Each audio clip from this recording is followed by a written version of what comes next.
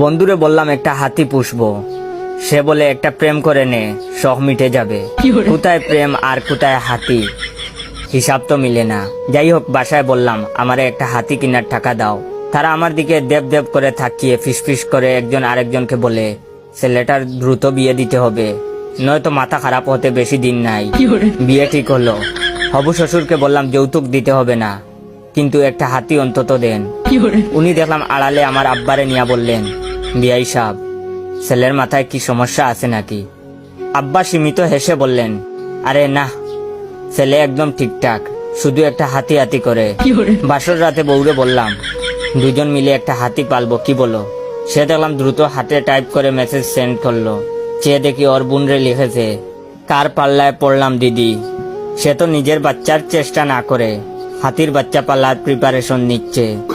বোনের হাতি পালা আমার হয়নি, তবে 2 বছর পর বুঝতে পারলাম আব্বা আম্মা আর শ্বশুর আব্বা মিলে আমারে ঠিকই হাতি দিছিল। বুঝতে একটু লেট হয়েছে আর কি।